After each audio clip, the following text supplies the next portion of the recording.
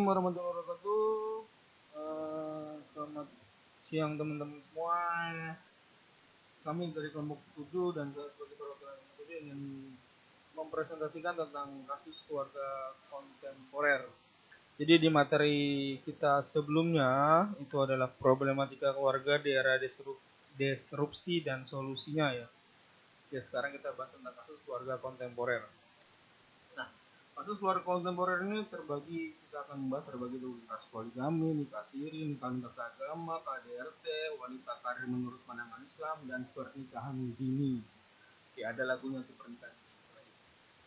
Nah, kasus poligami kita bahas dari kasus poligami dulu ya. Pengertian poligami adalah berasal dari kata bahasa Yunani nih, poligami ini menurut secara etimologi. Kata ini merupakan penggalan kata poli atau polus yang artinya banyak, dan kata gemin atau gomos yang berarti kawin atau perkawinan. Maka ketika kedua kata ini digabungkan akan berarti suatu perkawinan yang banyak. Jadi kenapa orang yang berpoligami itu banyak? Lalu ada dasar hukumnya dalam Al-Quran pun ada pada surah An-Nisa ayat 3 yang artinya, dan jika kamu takut tidak akan dapat berlaku adil terhadap hak-hak perempuan yang yatim, bila mana kamu mengawininya, maka kawinilah wanita-wanita lain yang kamu senangi, 2, 3, atau 4. Kemudian jika kamu takut tidak akan dapat berlaku adil, maka kawinilah seorang saja, atau budak-budak yang kamu miliki, yang demikian itu adalah lebih dekat kepada tidak berbuat aniaya. Lalu selanjutnya ada An-Nisa ayat 129 yang artinya, dan kamu sekali-kali tidak akan dapat berlaku adil di antara istri-istrimu, walaupun kamu sangat ingin berbuat demikian. Karena itu janganlah kamu terlalu cenderung kepada yang kamu cintai, sehingga kamu biarkan yang lain terkantung-kantung. Dan jika kamu mengadakan perbaikan dan memelihara diri dari kekurangan, maka sesungguhnya Allah Maha Pengampun dan Maha Penyayang. Gitu teman-teman ya. Lalu tinjauan poligami berbahasa itu ada aspek historis, agamis, sosiologis, dan aspek hukum. Gitu teman-teman. Lalu syarat nih buat teman-teman yang mau berpoligami, ada syaratnya. Ini menurut kelompok kami. Mampu berbuat adil kepada semua istrinya, surat An-Nisa ayat 3. Mampu menjaga diri untuk tidak terpedaya dengan istri-istrinya itu dan tidak meninggalkan hak-hak Allah karena keberadaan mereka. Pada surat At-Taghabun ayat 14. Memiliki kemampuan untuk memenuhi kebutuhan lahiriah dan menjaga kehormatan mereka. Lalu yang keempat, memiliki kesanggupan untuk memberi nafkah kepada mereka. Surat An-Nur ayat 33. Jadi kalau dalam Islam surah poligami itu maksimal bolehnya 4. Teman-teman, kita lanjut. Sekarang kita bahas tentang nikah siri. Nah, pengertian nikah siri, secara harfiah siri itu artinya rahasia. Jadi nikah siri adalah pernikahan yang dirahasiakan dari pengetahuan orang banyak. Makanya kalau misalkan teman-teman pernah melihat sebuah adegan nikah siri, itu dia di bawah meja gitu ya, dia perjanjiannya. Tapi nggak tahu ya itu di TV-nya memang itu benar seperti itu atau yang itu tetap di atas gitu. Karena saya baru melihat nikah siri yang di bawah meja gitu. Secara umum nikah siri adalah sebuah perbuatan dalam melakukan pernikahan sesuai aturan agama, dalam hal ini ajaran Islam. Namun karena berbagai hal yang menghalanginya, menjadikan tidak terjadinya pencatatan secara sah atau legal oleh aparat yang berwenang, dalam hal ini pemerintah yang diwakili Departemen Agama. Istilah nikah siri adalah kata yang berasal dari bahasa Arab yang secara umum telah diserap dalam bahasa Indonesia. Pernikahan siri yang dalam kitab fikih disebut az-zawaj asyiri sebagai rangkaian dari dua kata, yaitu az-zawat dan asyiri. Istilah az-zawat berarti pernikahan, sedangkan istilah asyiri berarti rahasia. Berdasarkan pengertian tersebut, maka padanan kata az-zawat asyiri dapat diartikan pernikahan yang dilakukan secara sembunyi-sembunyi atau rahasia. Itu teman-teman. Nah, hukum nih buat teman-teman misalkan misalkan ada niatan mau nikah siri, semoga sih nggak ada ya. Buat perempuan biasanya nikah siri itu kurang menguntungkan ya untuk posisi sebagai perempuan. Lanjut. Hukum nikah siri secara agama adalah sah atau legal dan dihalalkan atau diperbolehkan jika syarat dan rukun nikahnya terpenuhi pada saat nikah siri digelar. Pada prinsipnya, selama nikah siri itu memenuhi rukun dan syarat nikah yang disepakati ulama, maka dapat dipastikan hukum nikah itu pada dasarnya sudah sah. Lalu yang kedua adalah hanya saja bertentangan dengan perintah Nabi Muhammad SAW yang menganjurkan agar nikah itu terbuka dan diumumkan kepada orang lain agar tidak menjadi fitnah. Begitu teman-teman. Jadi diperbolehkan secara hukum, namun tidak dianjurkan karena terutama itu untuk perempuannya akan lebih banyak meruginya gitu kan, karena sang suaminya mungkin bisa lagi. Oke, lanjut. Pandangan ulama terkait nikah siri ini teman-teman. Jadi ini menurut hadis riwayat Muslim, menurut pandangan mazhab Hanafi dan Hanbali, suatu pernikahan yang syarat dan rukun yang maka syarat menurut agama Islam, walaupun pernikahan itu adalah pernikahan siri, hal itu sesuai dengan dalil yang berbunyi. Artinya, takutlah kamu terhadap wanita, kamu ambil mereka dari orang tuanya dengan amanah Allah, dan kamu halalkan percampuran kami dengan mereka dengan kalimat Allah, dijab kabul. Menurut terminologi fikih Maliki, nikah siri ialah nikah yang atas pesan suami. Para saksi merahasiakannya untuk istrinya atau jamaahnya, sekalipun keluarganya setempat. Mazhab Maliki tidak membolehkan nikah siri. Perkawinannya dapat dibatalkan dan kedua pelakunya dapat dilakukan hukuman had atau hukuman rajam jika telah terjadi hubungan seksual antara keduanya dan diakuinya atau dengan kesaksian 4 orang saksi. Itu Al-Zawuli 1989 gitu teman-teman. Nikah siri menurut hukum Indonesia nih, menurut Undang-Undang RI tentang Perkawinan Nomor 1 Tahun 1974, Undang-Undang pada tanggal 2 Januari 1974 dan diberlakukan bersama dengan dikeluarkannya Peraturan Pelaksanaan, yaitu Peraturan Pemerintah Nomor 9 Tahun 1905 tentang pelaksanaan Undang-Undang Nomor 1 Tahun 1911 tentang perkawinan, yang berbunyi perkawinan adalah sah apabila dilakukan menurut hukum masing-masing agamanya dan kepercayaan itu. Tiap-tiap perkawinan dicatat menurut peraturan perundang-undangan yang berlaku. Teman-teman. Jadi hasil itu menurut Undang-Undang RI sah, tapi menurut kalau secara anjuran Nabi tidak dianjurkan. Sebab-sebab nikah siri: zina akibat berhawat, nikah untuk bercerai, lalu berpoligami. Lanjut kita akibat hukum nikah siri nih, itu kan nih kenapa nikah siri itu anak-anak yang dilahirkan dari perkawinan nikah siri dianggap sebagai anak luar kawin, dianggap tidak sah oleh negara, sehingga hukumnya anak hanya mempunyai hubungan perdata dengan ibu dan keluarga yang sedang hubungan perdata dengan ayahnya tidak ada. Pasal 42 dan 43 UUP dan pasal 100 KHI. Bunyi dalam Undang-Undang Nomor 1 Tahun 1947 mengatur kedudukan anak luar kawin dalam pasal 43, yaitu anak yang dilahirkan di luar perkawinan hanya mempunyai hubungan perdata dengan ibunya dan keluarga ibunya.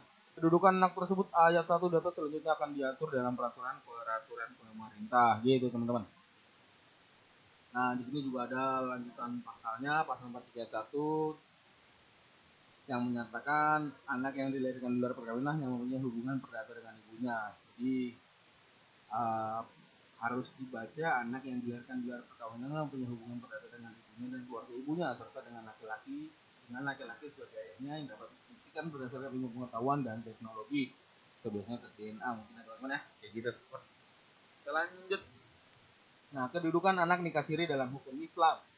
Seorang anak yang sah ialah anak yang dianggap lahir dari perkawinan yang sah antara ayah dan ibunya. Dan sahnya seorang anak di dalam Islam adalah menentukan apakah ada atau tidak hubungan kebapaan nasab dengan seorang laki-laki. Dalam hal hubungan nasab dengan bapaknya tidak ditentukan oleh kehendak atau kerelaan manusia, namun ditentukan oleh perkawinan yang syarat dan rukunnya terpenuhi. Sama halnya dengan perkawinan siri, perkawinan ini dikatakan sah karena syarat dan rukunnya terpenuhi, sehingga anak yang dilahirkan dari perkawinan ini juga dianggap sah dan berhak mendapatkan pengakuan dari ayah dan keluarga ayahnya, serta mendapatkan hak waris dari orang tuanya. Anak sebagai amanah Allah, maka orang tuanya mempunyai tanggung jawab untuk mengasuh, mendidik, dan memenuhi keperluannya sampai dewasa. Lalu kita bahas tentang nikah. Sekarang kita akan bahas pernikahan lintas agama. Jadi pengertian pernikahan lintas agama adalah perkawinan antar orang yang berlainan agama. Yang dimaksud dengan perkawinan antar orang yang beragama di sini ialah misalkan orang Islam dengan orang yang non Islam. Nah, pandangan Islam mengenai pernikahan lintas agama itu adalah perempuan muslim dengan laki-laki non muslim, laki-laki muslim dengan perempuan musyrik, laki-laki muslim dengan perempuan ahli kitab, laki-laki muslim dengan perempuan syahidiyah, majusi dan lainnya.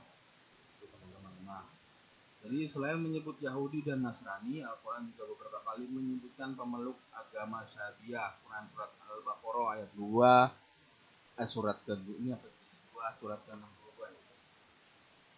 Lalu pada surat Al-Maidah dan surat Al-Hajj dijelaskan, dan janganlah kamu nikahi wanita musyrik sebelum mereka beriman. Sesungguhnya wanita budak yang mukmin lebih baik dari wanita musyrik, walaupun dia menarik hatimu. Dan janganlah kamu menikahkan orang-orang musyrik dengan wanita-wanita mukmin sebelum mereka beriman. Sesungguhnya budak yang mukmin lebih baik dari orang musyrik walaupun dia menarik hatimu. Quran surat Al-Baqarah ayat 221. Janganlah kamu mengawini wanita musyrik sebelum mereka beriman. Sesungguhnya wanita budak yang beriman terlebih baik daripada wanita musyrik walaupun dia menarik hatimu. Lalu laki-laki muslim dengan perempuan kita pada hari ini dihalalkan bagimu yang baik-baik makanannya. Orang-orang yang diberi Alkitab itu halal bagimu, dan makanan kamu halal pula bagi mereka. Itu teman-teman, jadi dalam Islam ini sangat dilarang menikahi dengan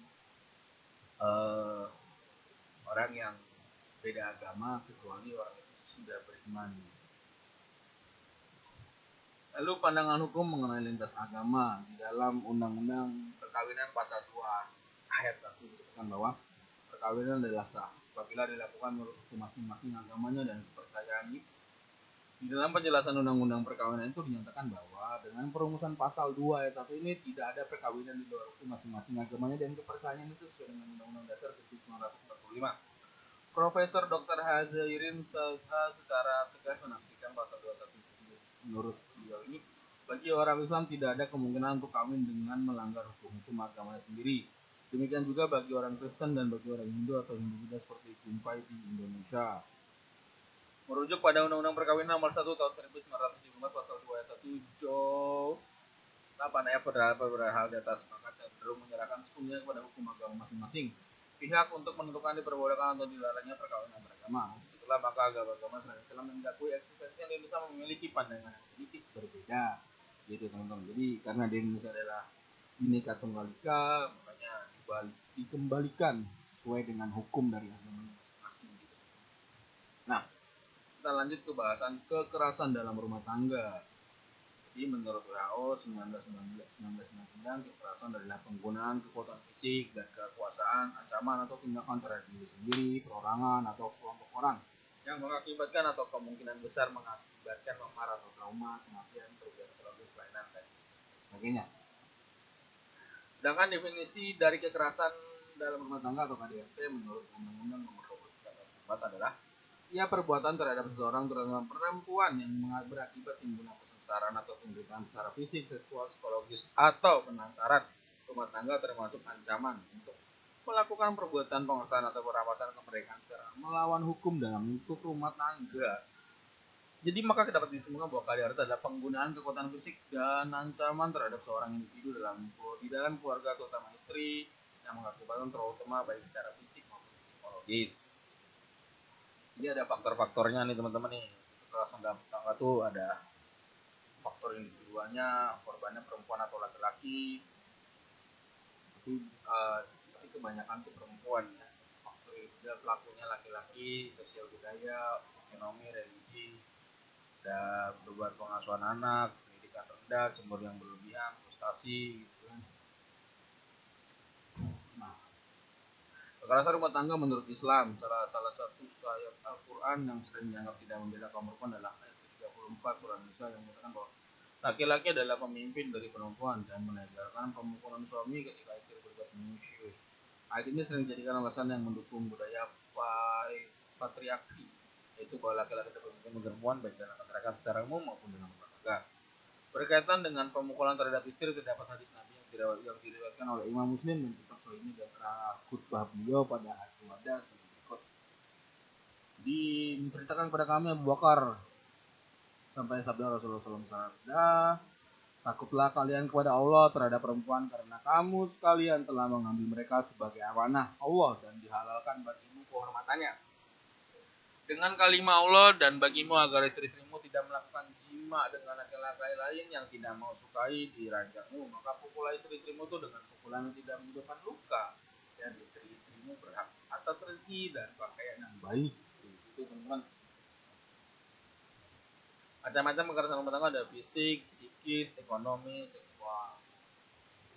Dampaknya pada istri, dampak pada anak, dampak pada masyarakat, dampak pada suami.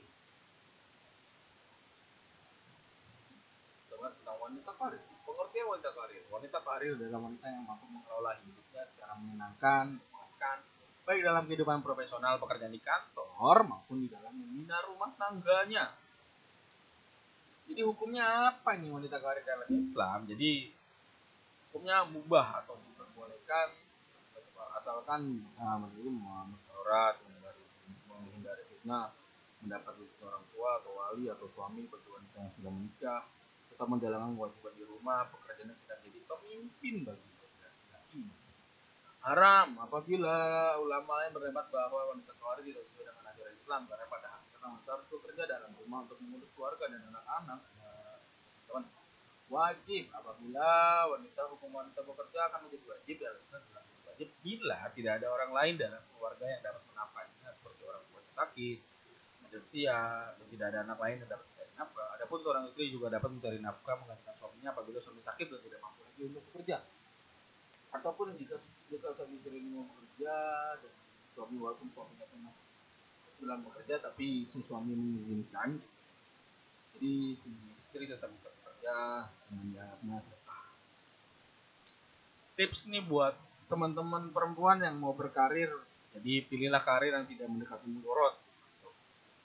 Tentukan alokasi waktu untuk menjalin hubungan baik dengan suami, anak, serta punya jadwal rutin silaturahmi dengan orang tua, mertua maupun tetangga dekat. Biasanya ini kalau sudah kerja kan sudah lupa. Selalu mendahulukan kepentingan suami dan anak daripada prioritas lainnya. Tak terlalu ambisius dalam karir, jadi maksudnya itu tidak terlalu pengen banget jadi fokusnya kerja terus sampai rumah udah bad mood duluan. Kita bahas nih pernikahan dini. Oke, pengertian pernikahan dini, pernikahan usia muda nih teman-teman, pernikahan dan usia muda. Pernikahan berasal dari kata bahasa Arab yaitu anikah yang berarti menghimpun dan mengumpulkan. Dalam pengertian fikih, nikah adalah akad yang mengandung kebolehan melakukan hubungan suami istri dengan lafaz perkawinan atau yang semakna dengan itu. Apabila pernikahan dilakukan pada saat di mana umur dari salah satu kedua mempelai masih di bawah umur, maka yang demikian disebutkan nikah dini. Gitu. Pandangan hukum tentang pernikahan dini menurut Undang-Undang Nomor 16 Tahun 2011 disebutkan bahwa perkawinan hanya dilakukan jika pihak pria mencapai umur 19 tahun dan pihak perempuan sudah mencapai umur 19 tahun. Hal ini dimaksudkan agar kedua belah pihak benar-benar siap dan matang dari sisi fisik, psikis, dan mental. Dampak pernikahan dini, pandangan Islam tentang pernikahan dini teman-teman ya. Al-Quran tidak merinci persoalan-persoalan yang dapat mengalami perubahan akibat perkembangan masa atau perbedaan situasi dan pelaku. Yang dirincinya adalah hal-hal yang dibutuhkan manusia tetapi tidak dapat dijangkau nalarnya seperti persoalan fisika. Maka tidak ada pilihan lain kecuali mendukung pandangan tentang perlunya melakukan peninjauan kembali atas penetapan hukum menyangkut usia perkawinan serta menetapkan syarat-syarat yang diperlukan guna terhindarnya para istri dari mudarat dan perkawinan dari kegagalan. Faktor-faktornya nih teman-teman laporan pernikahan dini, jadi faktor ekonomi, pendidikan orang tua, adat, agama yang kurang kuat, bahkan media massa dan lingkungan tempat dia bergaul itu. Tapi di zaman yang sudah era modern ini biasanya pernikahan dini itu dianggapnya tabu. Diganti dengan nah, dampak pernikahan dini itu ada dampaknya biologis, psikologis, sosial, perilaku seksual, menyimpang dan lain-lain. Oke, teman-teman. Sudah sampai di sini dulu presentasinya dari kelompok kami. Silakan jika ada pertanyaan nanti dibahas di grup Classroom. Terima kasih. Assalamualaikum warahmatullahi wabarakatuh.